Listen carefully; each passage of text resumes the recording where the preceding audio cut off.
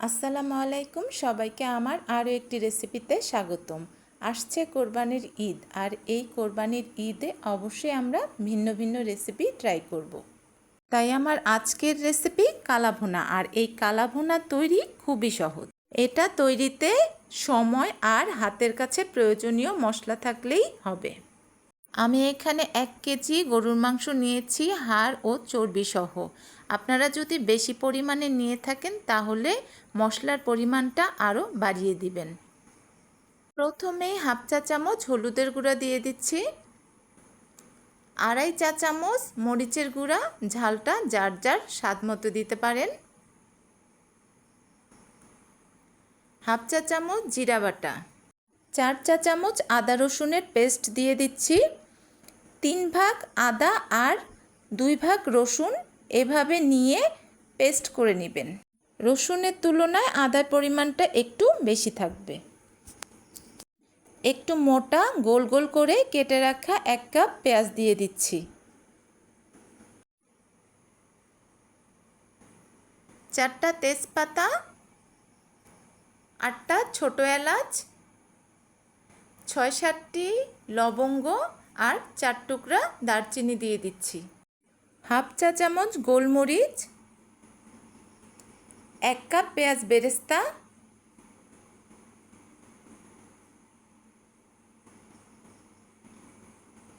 আর স্বাদ মতো লবণ।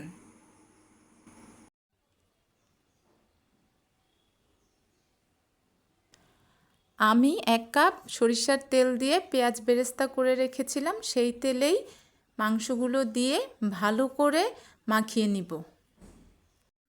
মাখানোর ওপর এই রান্নার স্বাদ অনেকটা নির্ভর করে। যত ভালো করে মাখানো হবে রান্নার স্বাদটা ঠিক ততটাই ভালো আসবে। ভালো করে মাখানো হয়ে গেলে 15 মিনিটের জন্য আমি রেখে দেব।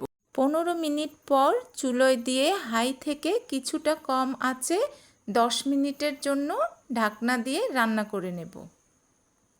10 মিনিট পর ঢাকনা খুলে ভালোভাবে নেড়ে দেব। আবার ঢাকনা দিয়ে আধা ঘন্টার জন্য রান্না করে নেব। এর মাঝে আমি ঢাকনা খুলে একটু করে নেড়ে নেব। এই আধা ঘন্টার মাঝেই 2 থেকে 3 বার ঢাকনা খুলে খুলে ভালোভাবে নেড়ে নিতে হবে।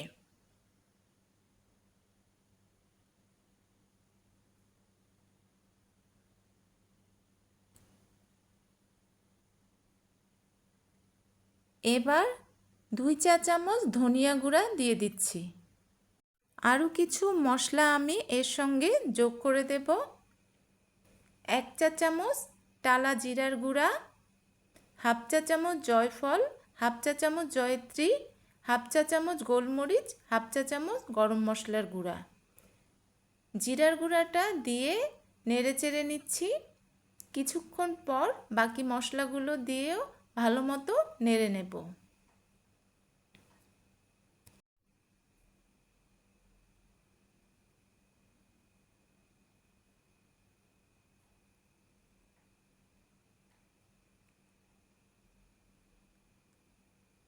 এরপর কাঁচা গুঁড়ো করা রাঁধুনির 1 চা চামচ মশলা দিয়ে দিচ্ছি। ভালোভাবে নেড়ে ঢাকনা দিয়ে আবার রান্না করব। এবার চুলার জালটা মিডিয়াম রেখে রান্না করব বেশ কিছুক্ষণ।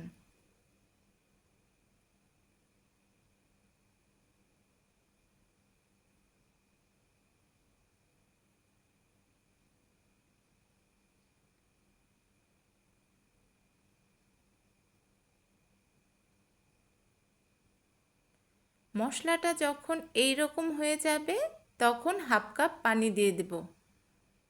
ভালোভাবে নেড়ে আবারও ঢাকনা দিয়ে রান্না করে নেব কিছুক্ষণ। আবারও ঢাকনা খুলে 1/2 কাপ পানি দিয়ে ভালো মতো নেড়ে নেব। এইভাবে আমি 6 থেকে 7 বার পানি দিয়ে 1/2 কাপ করে পানি দিয়ে রান্না করে নেব। এইভাবে অল্প অল্প করে পানি দিয়ে মাংসটা কষিয়ে নিতে হবে।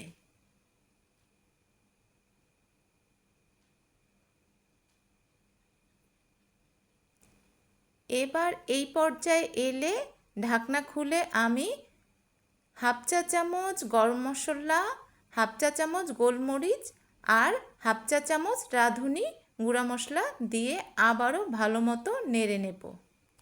চট্টগ্রামের ঐতিহ্যবাহী কালাভুনা একটু সময় নিয়ে ধৈর্য ধরে রান্নাটা করে নিতে হয়।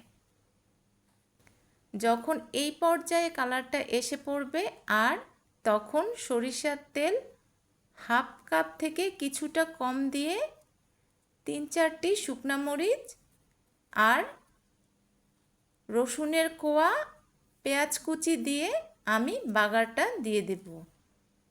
কালাভুনায় অবশ্যই বাগারটা দেওয়া জরুরি।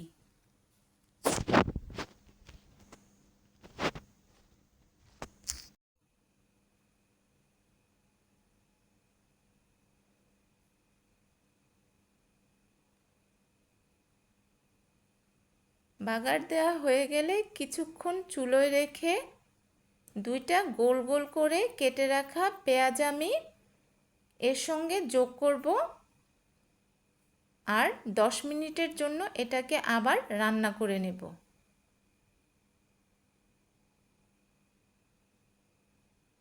এই তো তৈরি হয়ে গেল আমার চট্টগ্রামের ঐতিহ্যবাহী কালাভুনা। এটা দেখতে যেমন সুন্দর, খেতেও ঠিক একই মজার। আমার আজকের রেসিপিটি যদি ভালো লেগে থাকে তাহলে লাইক, কমেন্ট, শেয়ার এবং সাবস্ক্রাইব করে আমার পাশে থাকতে পারেন।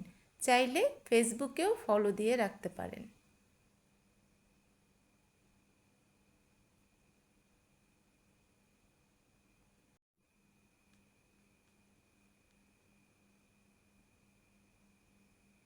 আমি একটা ভেঙে দেখাচ্ছি এটা কতটা নরম হয়েছে আর রান্নার সময় একটুও ভেঙে যায়নি।